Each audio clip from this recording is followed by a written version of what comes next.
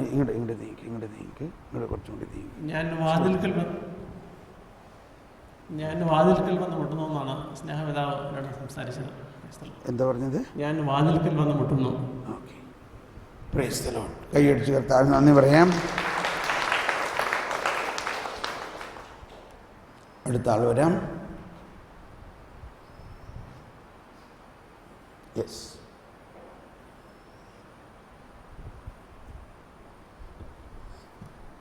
ഇങ്ങോട്ട് നീങ്ങി വരും, കുറച്ചുകൂടി നീങ്ങി വരും. എൻ്റെ മോളെ, നീ എനിക്ക് പ്രിയങ്കരിയും അമൂല്യയും ബഹുമാനിയുമാണ്. ഞാൻ നിന്നെ എൻ്റേതാക്കി മാറ്റിയിരിക്കുന്നു. Price the Lord. സൂക്ഷിച്ചു പോണേ, അവിടെ ലൈറ്റ് തട്ടാതെ. അടുത്ത ആൾ വരാം. യെസ്,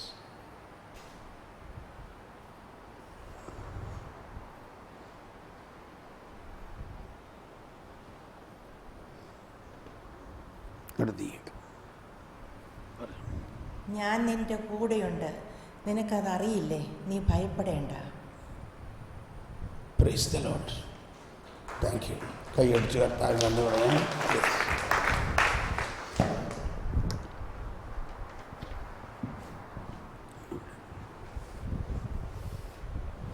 ഞാനാണ് മോനെ നിന്റെ അടുത്ത് വന്ന് നിൽക്കുന്നത്. Praise the Lord. Praise the Lord.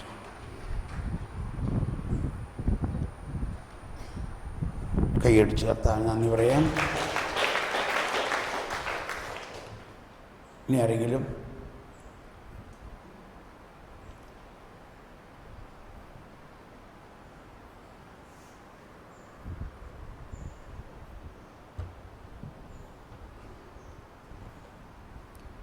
മകളെ, നീ എൻ്റേതാണ്.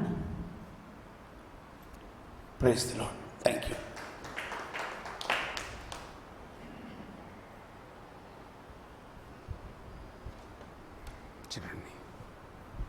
ധൈര്യമായി മുന്നോട്ട് പോകാം. Thank you Jesus. Praise the Lord.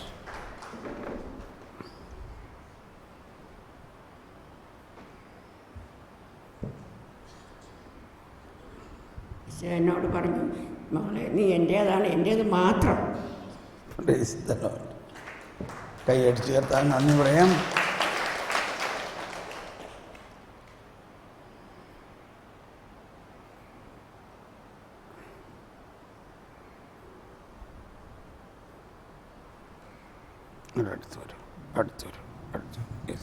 നീ എൻ്റേതാണ്, എനിക്ക് നിന്നെ വേണം. Praise the Lord. വരും. ഒന്ന് സിസ്റ്ററിന് കൈ പിടിച്ചിറക്കി അങ്ങോട്ട്.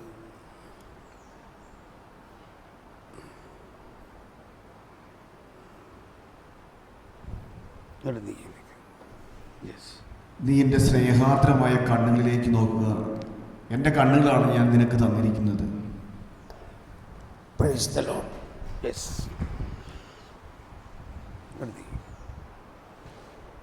നീ എനിക്ക് പ്രിയപ്പെട്ടവനും അമൂല്യനുമാണ്. I need you. കൈയടിച്ച് കർത്താവിന് നന്ദി പറയാം.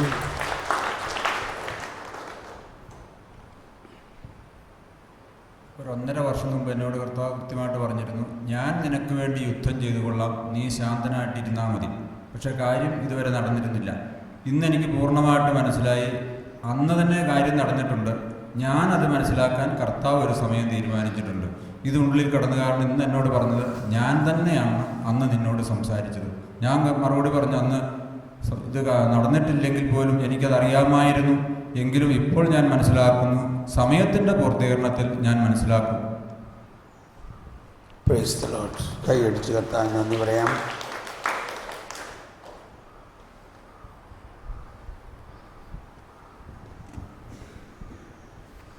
എൻ്റെ പ്രിയപ്പെട്ട മകനെ, ഞാനും പിതാവും പരിശുദ്ധാത്മാവും നിൻ്റെ ഉള്ളിലുണ്ട്. നീ ഇത് മനസ്സിലാക്കുക. Price the Lord.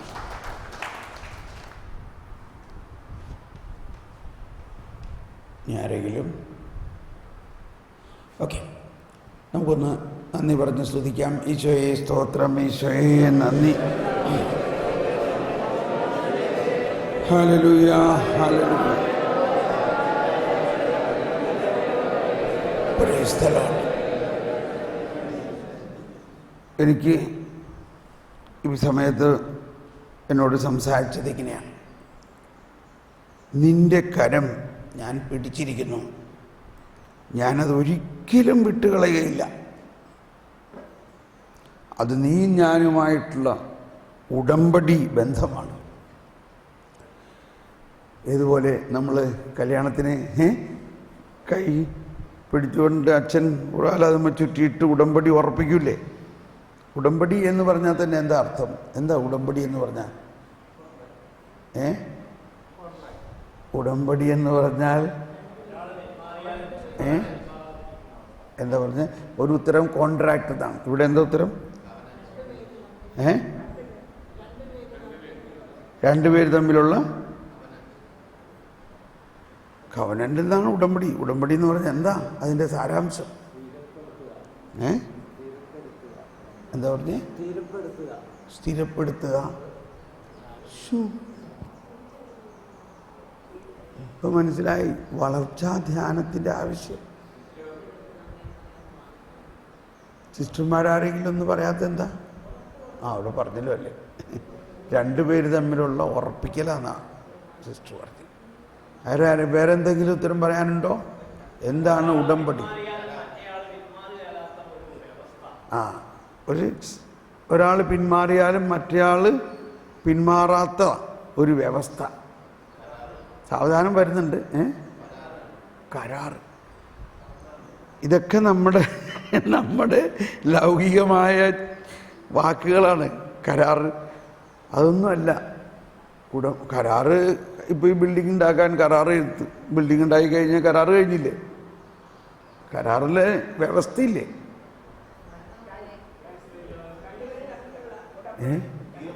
ഉടമ്പടി. എൻ്റെ കർത്താവേ, ശ്രദ്ധിച്ചോളൂ. ഇപ്പം ഞാൻ എൻ്റെ ഭാര്യയും ഞാൻ വിവാഹം ചെയ്തു എന്ന് പറഞ്ഞാൽ ഞാൻ ഉടമ്പടി ബന്ധത്തിലേക്ക് പ്രവേശിച്ചു. ഒരു ക്രിസ്തീയ വിവാഹം ഒരു ഉടമ്പടി ബന്ധമാണ്. എന്താണ് ഉടമ്പടി? ക്രിസ്തീയ വിവാഹത്തിൽ അല്ലെങ്കിൽ എൻ്റെ വിവാഹത്തിൽ എന്താ സംഭവിച്ചത്? ഞാൻ എൻ്റെ ജീവൻ എൻ്റെ ജീവിത പങ്കാളിക്ക് അല്ലെങ്കിൽ എൻ്റെ ഭാര്യയ്ക്ക് നൽകി. എന്ത് നൽകി? എൻ്റെ ജീവൻ നൽകി. അപ്പോൾ അവളോ അവളുടെ ജീവൻ നൽകി. ഇപ്പം എന്ത് സംഭവിച്ചു? ഈ രണ്ട് ജീവനും ഒന്നായി കലർന്നിരിക്കുന്നു. ഇനി അത് മാറ്റാൻ പറ്റുമോ? അങ്ങനെയാണത് മാറ്റാൻ പറ്റാത്തത്. ജീവൻ്റെ അപ്പോൾ ഉടമ്പടിക്ക് നമുക്ക് ഒരു ഡെഫിനിഷൻ ഫോം ചെയ്യണം. ഇപ്പോൾ നമുക്കൊന്ന് ഒരു ഡെഫിനിഷൻ ഫോം ചെയ്യാം. ഉടമ്പടി ബന്ധമെന്ന് പറഞ്ഞാൽ ജീവൻ്റെ കൈമാറ്റവും കലർത്തലുമാണ്. ജീവൻ്റെ കൈമാറ്റവും കലർത്തലുമാണ്. ആ ജീവൻ കൈമാറ്റുകയും പരസ്പരം കൈമാറുകയും കലർത്തുകയും ചെയ്ത് കഴിഞ്ഞാൽ പിന്നെ അത് മാറ്റാൻ പറ്റുമോ? അതുകൊണ്ടാണ് കത്തോലിക്ക വിവാഹത്തിന് ഡൈവേഴ്സ് ഇല്ല. ഡൈവേഴ്സ് നമ്മൾ പറയണ്ടെങ്കിലും സഭയിൽ ഡൈവേഴ്സ് ഇല്ല. അത് സഭയ്ക്ക് തന്നെ, സഭയ്യുടെ അധികാരത്തിന് മുകളിലാണെന്നാണ് പറയണത്. ഇത് ദൈവം യോജിപ്പിച്ചതിനെ അകറ്റാൻ സഭയ്ക്ക് പോലും അധികാരമില്ലെന്ന് കാറ്റഗിസത്തിൽ 1640 തോന്നുന്നു. 1640 വിവാഹബന്ധം ദൈവത്താൽ തന്നെ സ്ഥാപിതമാണ്. അതിനാൽ മാമോദീസ സ്വീകരിച്ച രണ്ട് വ്യക്തികൾ തമ്മിൽ നടത്തിയതും പൂർണ്ണതയിൽ എത്തിച്ചതുമായ വിവാഹം ഒരിക്കലും വേർപെടുത്താൻ പാടില്ല. ദമ്പതികളുടെ സ്വതന്ത്രമായ മാനുഷിക പ്രവൃത്തിയിലും വിവാഹത്തെ പൂർണ്ണമാക്കുന്ന സംയോഗത്തിൽ നിന്ന് സംജാതമാകുന്ന ഈ ബന്ധം അസാധുവാക്കാനാവാത്ത ഒരു യാഥാർത്ഥ്യമാകുന്നു. അടുത്തതാണ്, ദൈവത്തിൻ്റെ വിശ്വസ്തത ഉറപ്പ് നൽകുന്ന ഒരു ഉടമ്പടി അതിൽ നിന്ന് ഉത്ഭവിക്കുന്നു. ദൈവിക ജ്ഞാനത്തിൻ്റെ ഈ നിശ്ചയത്തിനെതിരായി വിധിക്കുവാൻ സഭയ്ക്ക് പോലും അധികാരമില്ല. പക്ഷെ പിന്നെ എന്താ നമ്മൾ ഡൈവേഴ്സ് എന്നും അസാധുവാകാം. ചില വിവാഹം നടന്നപ്പോൾ തന്നെ ശരിയായ രീതിയിലോ ശരിയായ ആഗ്രഹത്തിലോ സ്ത്രീ പുരുഷൻ്റെ ശരിയായ മാനസിക നിലയിലോ അല്ലെങ്കിൽ അത് നടന്നപ്പോഴേ തന്നെ അസാധുവാണത്. അതിനാണ് നമ്മൾ അനോൾമെൻ്റ് എന്ന് പറയുന്നത്. വിവാഹം അനോൾ ചെയ്തു എന്ന് പറഞ്ഞാൽ പിന്നീട് മനസ്സിലായി അവർ തമ്മിൽ വിവാഹം നടന്നിട്ട് ശരിയാവുന്നില്ല. അങ്ങനെ മനസ്സിലാക്കിയപ്പോഴാണ് അത് ഒന്നില്ലെങ്കിൽ പെണ്ണ് പറയാണ് എനിക്ക് ആഗ്രഹമൊന്നും ഉണ്ടായില്ല, എന്നെ നിർബന്ധിച്ച് കെട്ടിച്ചതാ, അപ്പം തന്നെ പോയില്ലേ. അല്ലെങ്കിൽ വേറൊരുത്ത് പറയാണ് ചെറുക്കനൊരല്പം മാനസിക വിഭ്രാന്തി ഉണ്ടായിരുന്നു, അതുകൊണ്ട് അവൻ ശരിയായ മാനസിക ബോധ്യത്തിലല്ല തീരുമാനം എടുത്തത്. അപ്പം എന്ത് സംഭവിച്ചു? അത് വിവാഹം കെട്ടു നടന്നുവെങ്കിലും അത് അസാധുവാണ്. അപ്പം ഇതെല്ലാം പറഞ്ഞത് ഉടമ്പടി ബന്ധം എന്ന് പറയുന്നത് അപ്പോൾ പ്രൈസ് ദി ലോർഡ്. അപ്പോൾ ഈ ലയനം, അതായത് നമ്മുടെ ഈ കോണ്ടംപ്ലേഷൻ എക്സ്പീരിയൻസ് എന്ന് പറയുന്നത്, ഈ ഇൻറ്റിമസി എന്ന് പറയുന്നത് എന്തുകൊണ്ടാണ്? നമ്മളൊരു ഉടമ്പടി ബന്ധത്തിലാണ് ദൈവവുമായിട്ട്. അതാണ് മണവാളൻ മണവാട്ടി എന്ന് പറയുന്നത്. അതെവിടെ ഉത്ഭവിച്ചു? അത് ദൈവത്തിൽ നിന്ന് ഉത്ഭവിച്ചു. അതാണ് ദൈവത്തിൻ്റെ ഇനിസിയേഷൻ. കണ്ടോ, നോഹയുടെ കാലം മുതലേ ദൈവം ഉടമ്പടിയിലാണ് ഇല്ലേ? അബ്രാഹത്തിനോട് ഉടമ്പടി ചെയ്തു. അബ്രാഹത്തിനോട് ചെയ്ത ഉടമ്പടി അബ്രാഹം എന്ന ഒരു വ്യക്തിയോടാണോ? അബ്രാഹത്തിലൂടെ ഉണ്ടാകാനിരിക്കുന്ന നമ്മളെല്ലാവരോടുമായിട്ടാണ്. അബ്രാഹത്തിനോട് ദൈവം പറഞ്ഞു, ദാ ആകാശത്തിലെ നക്ഷത്രങ്ങളെ നീ നോക്കുവിൻ, നിനക്ക് അവരെ എണ്ണാൻ പറ്റുമോ? ഇല്ല കർത്താവേ, എന്നാൽ ഞാൻ നിന്നോട് ഉടമ്പടി ചെയ്യുന്നു, ഈ ആകാശത്തിലെ നക്ഷത്രങ്ങളെപ്പോലെ ഞാൻ നിനക്ക് സന്തതികളെ തരും. അബ്രാഹം സാഷ്ടാംഗം വീണ് ഒന്ന് പുഞ്ചിരിച്ചു. എൻ്റെ ഭാര്യ വന്ധ്യ, ഞങ്ങൾ ഇത്രയും വയസ്സായ ഞങ്ങൾക്ക് ഇതെങ്ങനെ സംഭവിക്കും? എങ്കിലും അബ്രാഹം വിശ്വസിച്ചു. സാറയും പുഞ്ചിരിച്ചു. അതുകൊണ്ടാണ് അവരുടെ ആ മകൻ്റെ പേരിൻ്റെ അർത്ഥം എന്താണ്? പുഞ്ചിരി എന്ന അർത്ഥമുള്ള ഇസഹാക്ക് എന്നുള്ള പേര്. അന്ന് കർത്താവ് അബ്രാഹത്തിന് കാണിച്ചു കൊടുത്ത നക്ഷത്രങ്ങളിൽ ഒരാൾ നിങ്ങളായിരുന്നുവോ?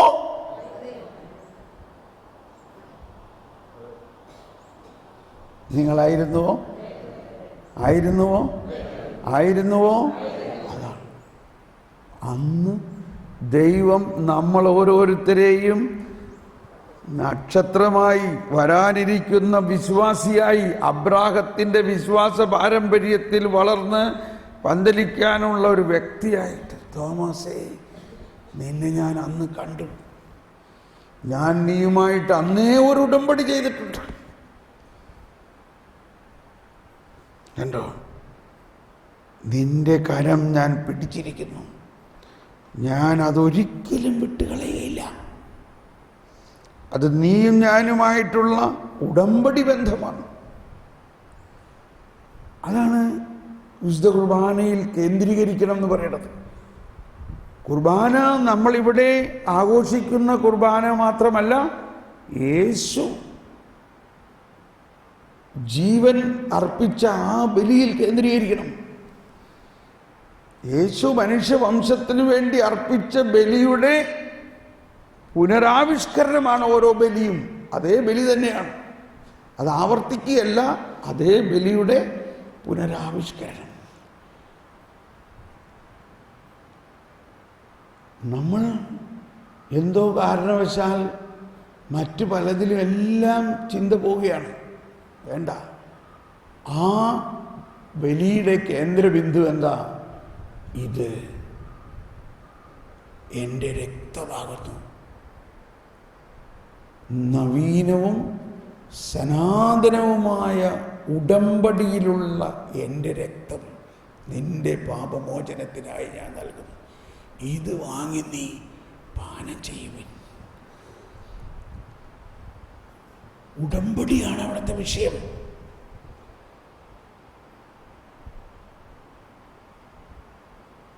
നമ്മൾ ഇന്നുള്ള പാപത്തിൽ നിന്ന് കഴുകണ ഒരു വ്യവസ്ഥയല്ല, അത് ഉടമ്പടിയാണ്.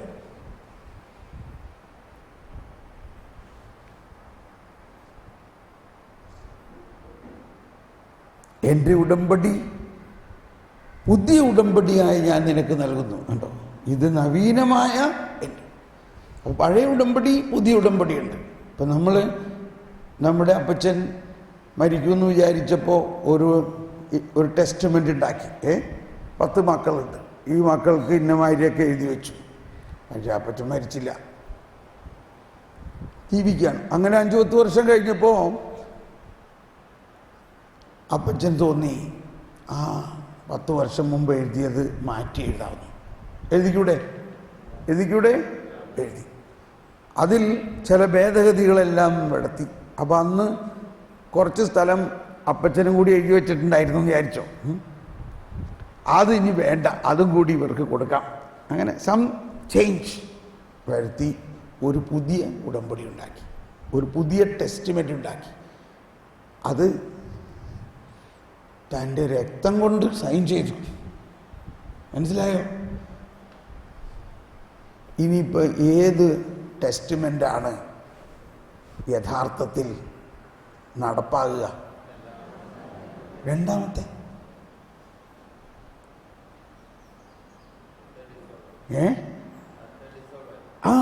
ആദ്യത്തെ ടെസ്റ്റ്മെന്റ്, ഈ രണ്ടാമത്തെ ടെസ്റ്റ്മെന്റ് വന്നപ്പോൾ ആദ്യത്തെ താനെ ഡിസോൾവ് ആയി. അത് അബ്സൊല്യൂട്ട് ഒബ്സൊലേറ്റ് ആയത്, അത് അസാധുവായത്. അതാണ് പൗലോസ് ശ്ലീഹാ എബ്രായ ലേഖനത്തിൽ പറയുന്നുണ്ട്, രണ്ടാമത്തെ ഒന്ന് വന്നതുകൊണ്ട് ആദ്യത്തേത് കാലഹരണപ്പെട്ടിരിക്കുന്നു. എബ്രായ ലേഖനം 8-ാം അധ്യായം 7 മുതലുള്ള 8-ാം അധ്യായത്തിൽ 7 മുതലുള്ള ഭാഗത്തിൽ പറയുന്നത്, ആദ്യത്തെ ഉടമ്പടി കുറ്റമറ്റതായിരുന്നെങ്കിൽ രണ്ടാമത്തെ ഒന്നിന് അവസരം ഉണ്ടല്ല. അതിൻ്റെ അവസാനം പറയുന്നത് 13 പുതിയ ഒരു ഉടമ്പടിയെപ്പറ്റി പറയുന്നത് കൊണ്ട് ആദ്യത്തേതിനെ അവൻ കാലഹരണപ്പെടുത്തിയിരിക്കുന്നു. കാലഹരണപ്പെട്ടതും പഴക്കം ചെന്നതുമാകട്ടെ അപ്രത്യക്ഷമായി കൊണ്ടിരിക്കുന്നു, മുഴുവനും ആയിട്ടില്ല. അപ്പോൾ നമ്മളിപ്പോൾ ഏത് ഉടമ്പടിയെ പിടിക്കണം? പുതിയ ഉടമ്പടിയാണ് നമ്മൾ പൂർണ്ണമായിട്ട് സ്വീകരിക്കേണ്ടത്. കാലഹരണപ്പെട്ട ഉടമ്പടി നമ്മൾ സ്വീകരിക്കേണ്ട ആവശ്യമുണ്ടോ?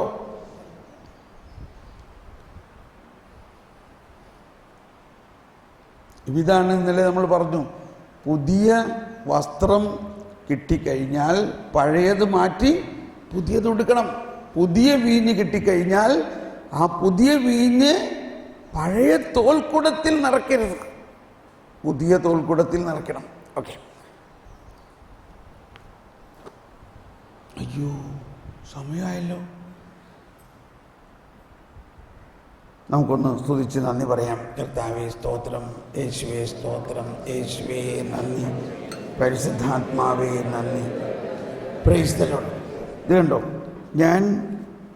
ഞാനൊരു ചെറിയ സഹായം സൂചന തരുന്നതാണ്. നമ്മൾക്ക് അതിനുവേണ്ടി പ്രത്യേകം ഒരു പുസ്തകം വേണം.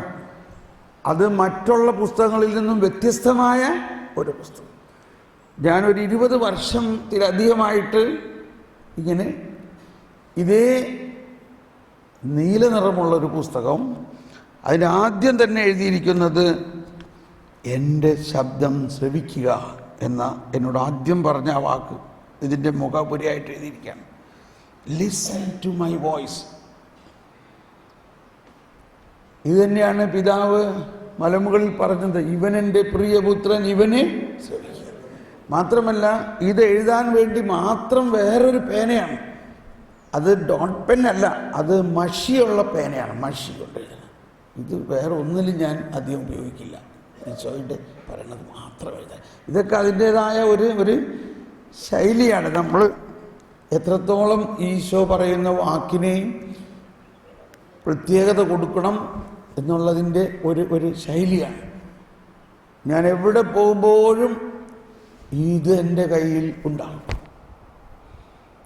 എനിക്ക് വേറെ ഒന്നുമില്ലെങ്കിലും ഇടയ്ക്ക് ഞാനിത് തുറന്നിങ്ങനെ വായിക്കുമ്പോൾ കത്തണ ഒരു അനുഭവമാണ് എനിക്കുണ്ടാകുന്നത്. ഇതല്ലോ പെട്ടെന്ന് ഞാൻ തുറന്നപ്പോൾ ഇങ്ങനൊരു വചനമാണ്. Yes my beloved, this is the way to start fishing in the deep. ഇതാണ് ആഴത്തിലേക്ക് വലയെറിയണം എന്നതിൻ്റെ അർത്ഥം. അപ്പോൾ എന്നോട് കുറേ നാളായി പറയണത് ഇങ്ങനെ ആഴത്തിലേക്ക്. എന്നിട്ട് ഒരു ദിവസം എന്നോട് പറഞ്ഞു തരികയാണ്, ഇന്ന മാതിരി നീ ചെയ്യണം. അതാണ് ആഴത്തിലേക്ക് വലയെറിയണതിൻ്റെ അർത്ഥം. ഏതായാലും ഇത് പറഞ്ഞതിൻ്റെ കൂടെ 5 മിനിറ്റും കൂടിയുണ്ട്. ഒരു കാര്യം കൂടി പറയാം. ഞാനിങ്ങനെ ഈശോൻ്റെ അടുത്ത്, ഇത് പ്രാർത്ഥനയുടെ വേറൊരു തലമാണ്. പ്രത്യേകിച്ച് നിത്യാരാധന മഠമാണ്. നമ്മളെല്ലാവരും ഈശോയുടെ മുമ്പിലിരുന്ന് ആരാധിക്കുന്നതിൽ വളരെയധികം ആഗ്രഹിക്കുന്നവരാണ്. ഞാൻ ഇതിൻ്റെ വലിയ ഒരു ആരാധകനും അതിൻ്റെ ഏറ്റവും എന്താ പറയണമെന്ന് എനിക്കറിയില്ല. ഈ ഭാരതത്തിൽ 100-ൽ പരം ആരാധനാലയങ്ങൾ കർത്താവ് ഞങ്ങളിലൂടെ നടപ്പാക്കി എന്നുള്ളതാണ് മനസ്സിലാക്കണം. Price the Lord. അതാണ് ഒരു കാലഘട്ടത്തിൽ അതെല്ലാം ഇന്ന് അതിനേക്കാൾ കൂടുതലായ സെൻറ്ററുകളായി മാറി.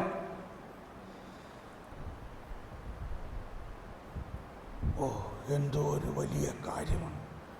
അതുപോലെ തന്നെയാണ് ഇപ്പോൾ യൂറോപ്പിൽ നമ്മൾ നടപ്പാക്കിക്കൊണ്ടിരിക്കുന്നത്. നിരവധി ആരാധനാലയങ്ങൾ ഉണ്ടാക്കുകയും അവിടുത്തെ ആളുകളെ അതിനു വേണ്ടി ട്രെയിനിങ് ചെയ്ത് അവർ തന്നെ നടത്തിക്കൊണ്ടിരിക്കുന്നതായിട്ട് ഇങ്ങനെ നമ്മളിങ്ങോട്ട് പോരുക, അവർ നടത്തിക്കോട്ടെ, നമ്മളതിൻ്റെ ഒരു തുടക്കം ഇടുന്നു. ഇങ്ങനെ ഞാൻ ഇംഗ്ലണ്ടിലൊരിക്കൽ ഒരു 2-3 വർഷം മുമ്പ് ഇംഗ്ലണ്ടിലൊരു ധ്യാനം കഴിഞ്ഞപ്പോൾ ഒരു ദിവസം പ്രാർത്ഥിക്കാൻ വേണ്ടി മാത്രമായിട്ട് ഞാൻ മാറ്റിവെച്ചു. അപ്പോൾ എൻ്റെ സുഹൃത്തായ ഒരു അച്ഛൻ്റെ അടുത്ത് ചെന്ന് അച്ഛൻ പറഞ്ഞു, അച്ഛൻ്റെ പ്രൈവറ്റ് ചാപ്പലിൽ, കുഞ്ഞു ചാപ്പൽ, ഒരു ചെറിയ മുറി, 2-3 പേർക്ക് ഇരിക്കാവുന്നത്ര, ഒരു ചെറിയ മുറി, ഇവിടുത്തെ ചാപ്പലുമാതിരി തന്നെ.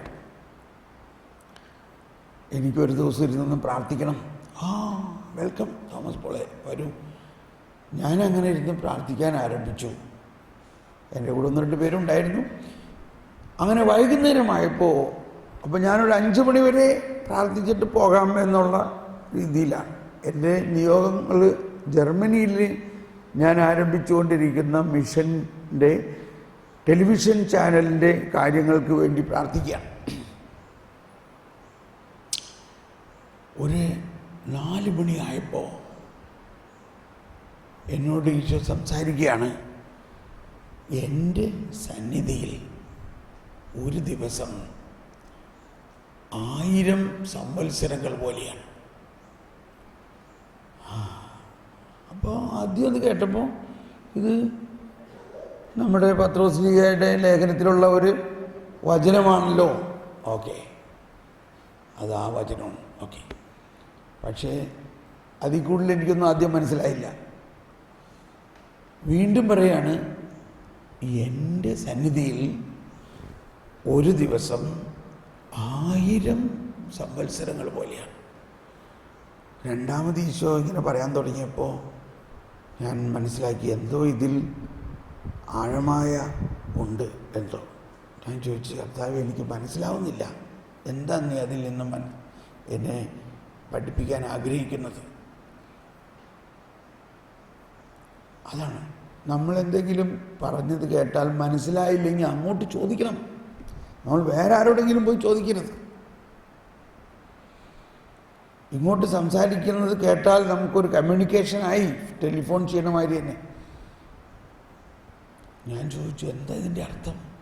എന്താണ് എന്നോട് ഇതിലൂടെ വെളിപാട് അല്ലെങ്കിൽ വെളിപ്പെടുത്താൻ, എന്നെ മനസ്സിലാക്കിക്കാൻ ആഗ്രഹിക്കുന്നത്? ഞാൻ സാഷ്ടാംഗം വീണു. അപ്പോൾ പറയാണ്, നീ ഇപ്പോൾ എൻ്റെ സന്നിധിയിലാണ്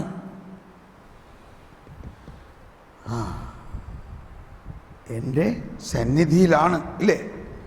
എന്നിട്ട് പറയാണ് എൻ്റെ സന്നിധിയിൽ ഒരു ദിവസം, അതായത് 24 മണിക്കൂർ നീ ഇവിടെ ഇരിക്കുകയാണെങ്കിൽ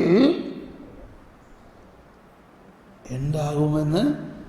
നീ 24 മണിക്കൂർ ഒരു ദിവസം മുഴുവനും എൻ്റെ സന്നിധിയിലാണെങ്കിൽ അത് 1000 സംവത്സരങ്ങൾ പോലെയാണ്. ഇവിടെ ഞാനിങ്ങനെ കയറി വരുമ്പോൾ തന്നെ കോറിഡോറിൽ എഴുതി വച്ചിരിക്കുകയാണ് പാതിരിപ്പിയോ. എന്താ പറഞ്ഞിരിക്കണേ? ദിവ്യകാരുണ്യ സന്നിധിയിൽ 1 മണിക്കൂർ ഇരിക്കുന്നത് 1000 സംവത്സരങ്ങൾ പോലെയാണ്. ഞാൻ ഇതങ്ങ് എൻ്റെ ഉള്ളിലങ്ങ് വിരിഞ്ഞു. എൻ്റെ ദൈവമേ, 24 മണിക്കൂർ ഒരു ദിവസം അങ്ങയുടെ സന്നിധിയിൽ 1000 സംവത്സരങ്ങൾ പോലെയാണ്. എനിക്കങ്ങ് ഭയങ്കരമായ ഒരു ശക്തി എന്നിലങ്ങ് ഒഴുകാൻ തുടങ്ങി. എനിക്കവിടെ കിടക്കാൻ പറ്റണില്ല, ഇരിക്കാൻ പറ്റണില്ല. ഞാൻ അവിടെ നിന്നുകൊണ്ട് ഇങ്ങനെ ചാടാൻ തുടങ്ങി.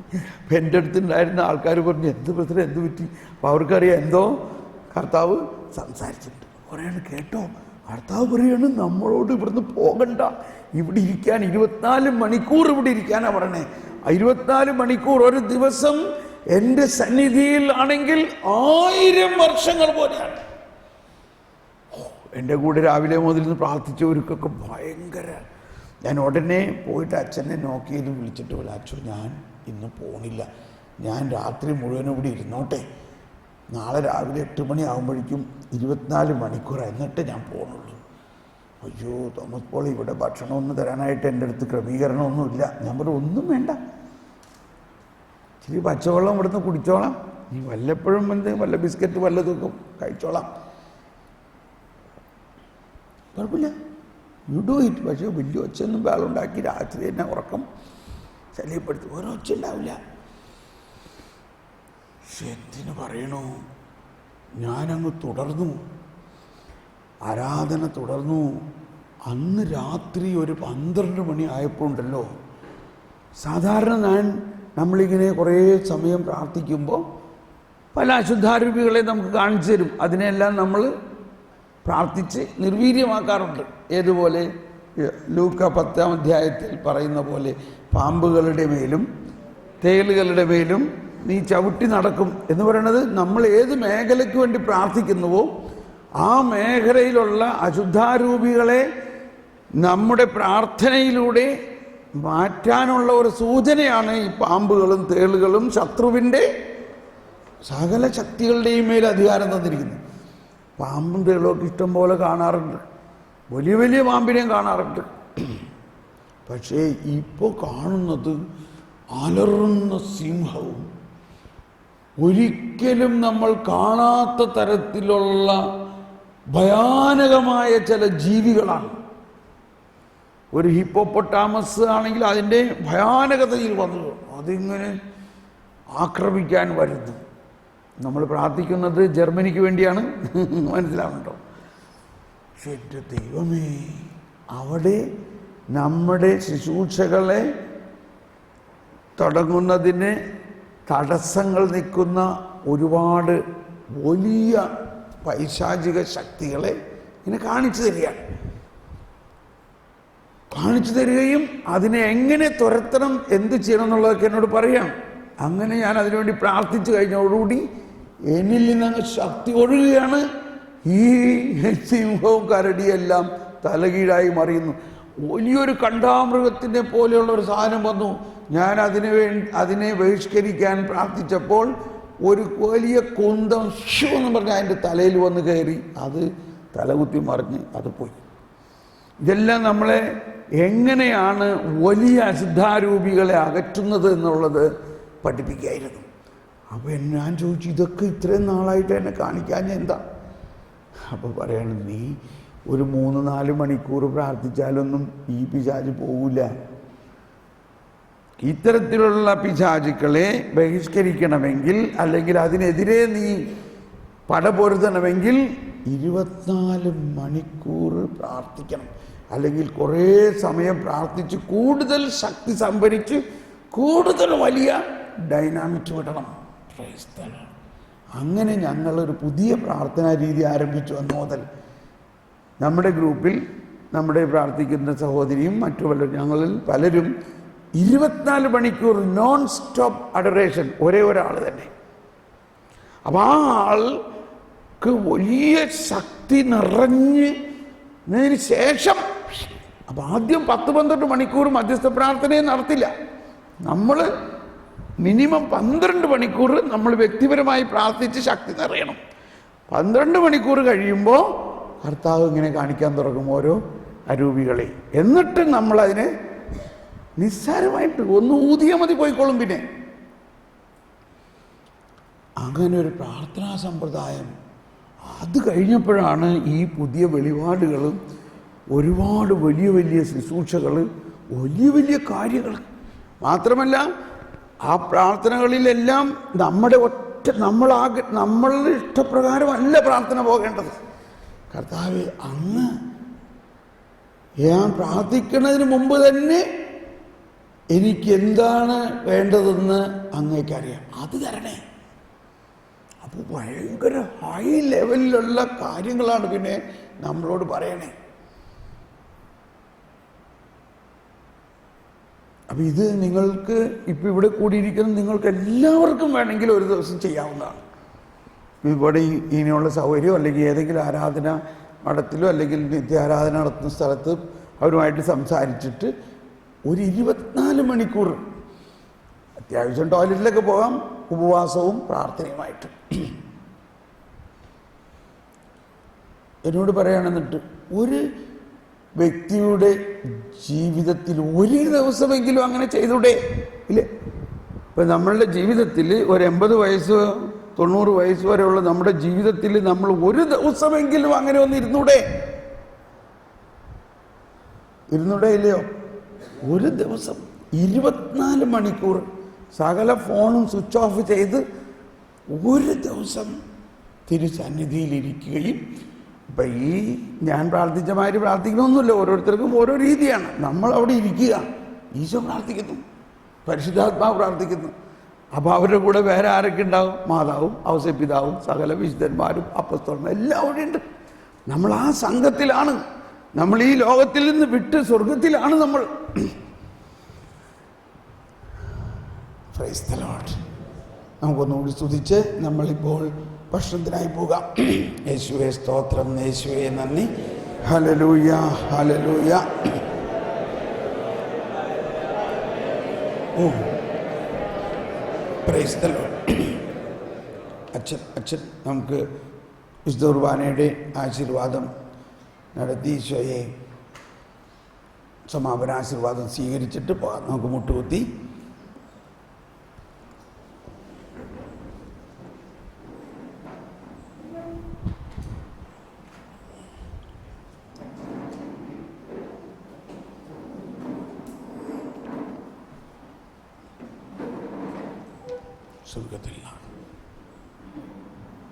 സ്വർഗത്തിൽ നിന്നാഗതമാ ജീവൻ നൽകുമൊരപ്പം നീ, മർത്യനു മുക്തി പകർന്നരുളും നിത്യമഹോന്നതമപ്പം നീ, നിത്യമഹോന്നതമപ്പം നീ.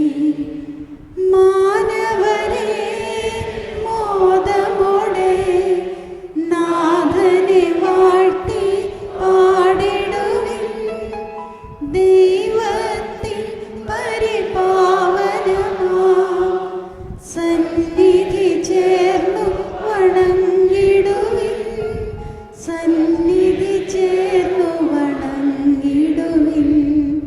സ്വർഗത്തിൽ നിന്നാഗതമാം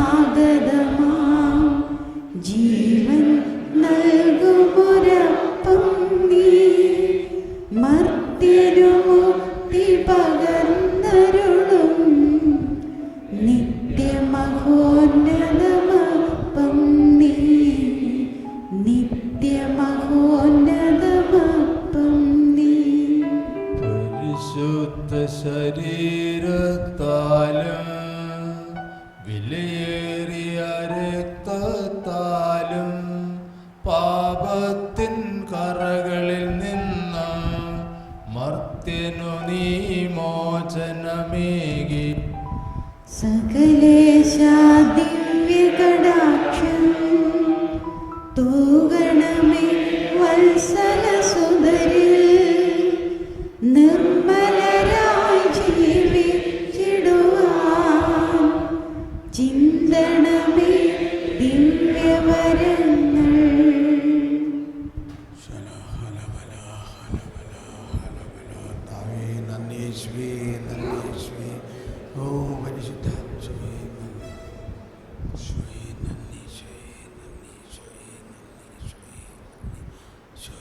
പരിശുദ്ധ പരമദിവ്യകാരുണ്യത്തിനെ, പരിശുദ്ധ പരമദിവ്യകാരുണ്യത്തിനെ, പരിശുദ്ധ പരമദിവ്യകാരുണ്യത്തിനെ.